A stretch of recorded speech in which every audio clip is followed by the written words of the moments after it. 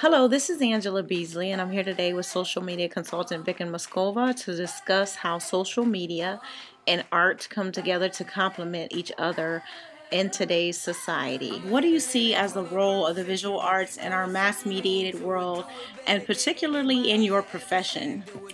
I see visual arts being used to send messages to people that we aren't always able to send, like an audio message, and whether it be subliminal or just like blatantly obvious, the visual arts, like, we'll continue to use them to get people to do what we want them to do in different ways.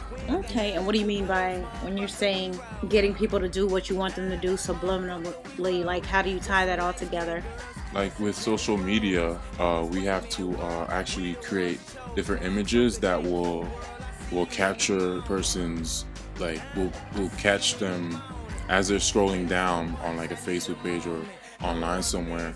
We have to be able to catch their attention very quickly, and visual arts is not going like anywhere just because like computer or CGI or whatnot. It's actually becoming more prevalent because like the arts can say so much with so little that it's becoming in everything nowadays. Like even like flyers and stuff, people are getting artsy with them. Like in New York, they're getting artsy with them and stop them all like all colorful. They're not just like traditional like party flyers how we've been seeing them for the last couple of years, but they're actually turning into small piece of art, which is pretty cool, I think. Oh, okay. So you say they're using like art, maybe not just club scenes, like actual art, painting stuff of that nature. Yeah, Now, when you say CGI, because I hear you say that, I've heard you say that in the past.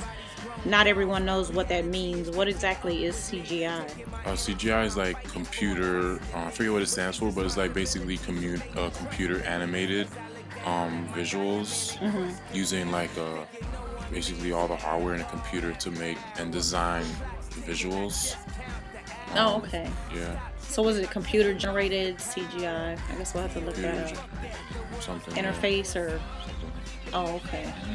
All right. And with the new communications and media technologies, imagery is almost instantly available. Do you believe that this is having a positive or a negative influence on the industry? I think it's having a positive, because just as much as the imagery is instantly available, so is whatever the brand, artist, or company is available. Like for music artists in particular, they've been creating on like their mixtapes or whatnot art covers. So even before the actual music comes out, they're putting out a kind of art cover piece that attracts people to it, sends a message on what the music is gonna be about, and kind of visually connects the people to what the brand or company is wanting to profess through what they're putting out. Okay. So do you think this is positive or a negative influence? I think it's positive because, for instance, working with this one artist in the past, Bula, and his manager, they would put out the artwork. We actually put out the whole artwork for his whole mixtape, and we use that because it works well, especially on like Facebook or something, for the people to see it and then want more, and it gives people like it gives a company a way to kind of lead people to where they want them to go.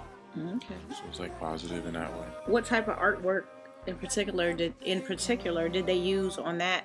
Was it album cover or with their brand?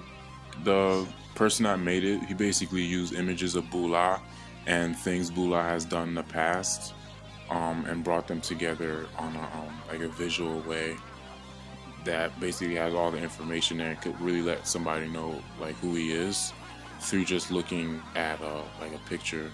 And then when each song actually came out, then each song had its own image. Oh, so, okay. Yeah, separated everything.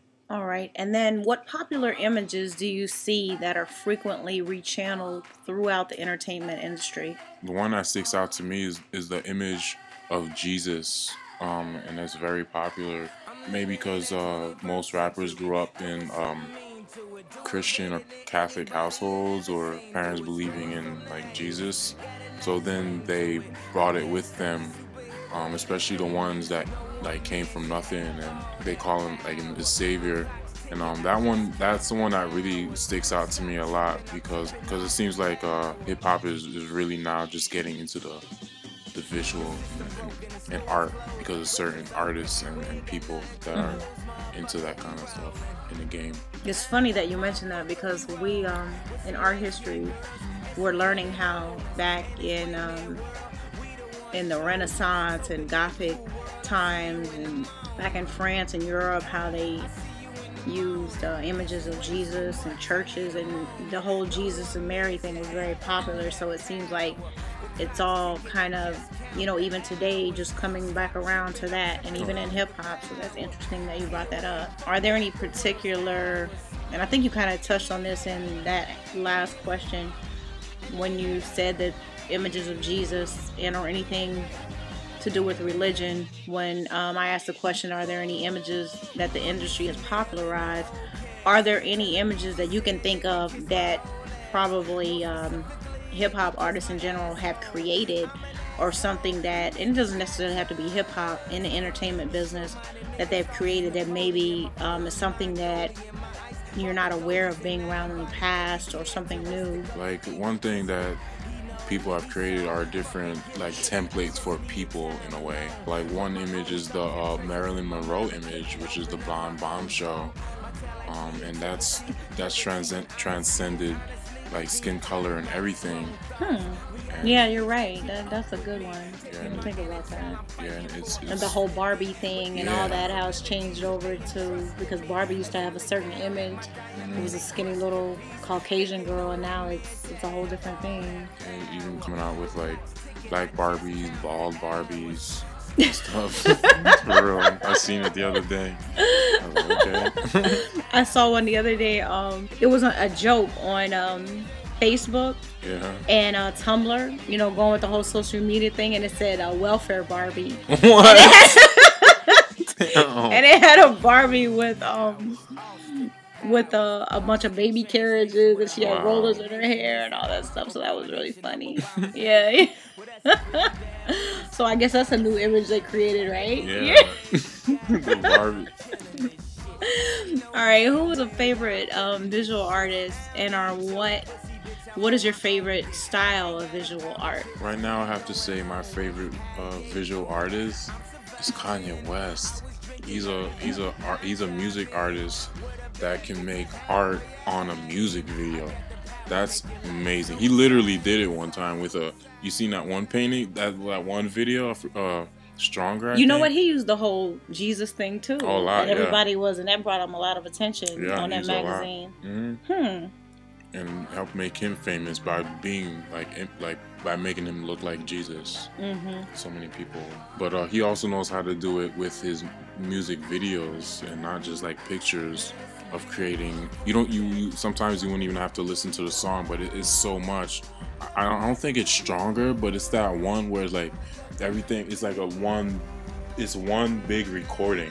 It's one long recording. They didn't cut it up, and there's all these things happening. Do you remember that one? Yeah, you know what I'm talking about? Yeah, I think he is good with that. I don't look at him that much, but he is very creative. I like kind of on that level. I liked Outkast. Oh yeah, they're great. Because they really created a lot of images in their videos and did stuff out the box instead of the regular, we're all around the pool drinking champagne. Yeah, they did really, they did some really interesting things, and I think that's a lot to do with them being successful. It's being able to step out the box and being creative and pulling together art into what they're doing. So yeah, like long-term putting visuals and stuff. And Kanye, he is good with that as well. So how has your knowledge of famous artworks influenced your creative process? It helped me to understand that there's more to what we see in our art especially when we start to think about the actual artist and what he's going through in his life. And who's that one that went through the blue period? Picasso. Because, like, you know, they teach you about Pablo Picasso so much, and when you go through his paintings and years and stuff, and then you actually know what he was going through in life, his art was directly representative of what he was going through in life. So then you could take that example, and then you could like go to a Kanye West or something, and then see how, like, you know, any artist really, not just Kanye, how like their music and then what they put out for us to see about the music in them is like it's all art, and it's all representing them inside. So it comes from like inside of them somewhere. That's a really good example. Oh, thanks. Okay. All right. Well, thank you so much for this interview. Welcome. And good night, everyone.